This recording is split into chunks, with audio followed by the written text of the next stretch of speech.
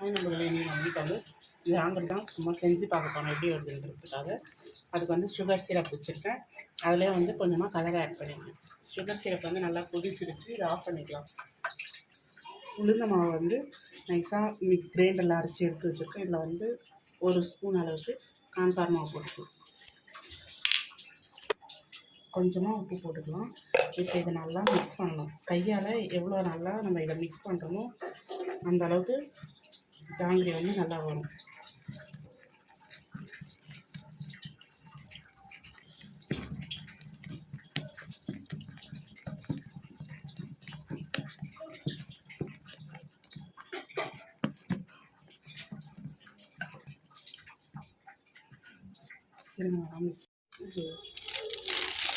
இந்த மாவை வந்து 15 நிமிஷத்துக்கு வந்து ஒரே டைரெக்ஷனில் நல்லா கையால் நல்லா மிக்ஸ் பண்ணி எடுத்து அந்த மாதிரி க்ரீமியாக வரும், பூத்துக்கிட்டு வரும்.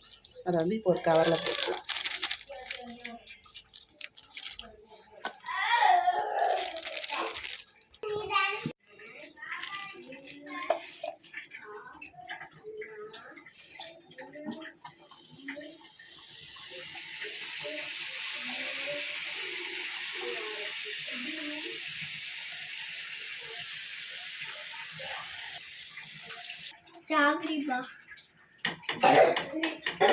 இப்போ 2 பக்கமும் நல்லா வெந்துருச்சு. இதை எடுத்து சர்க்கரை ஜீராவில் போட்டுக்கலாம்.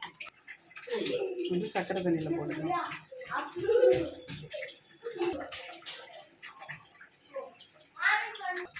அவ்வளோதான் ஃப்ரெண்ட்ஸ், நம்மளோட ஜாங்கிரி ரெடி.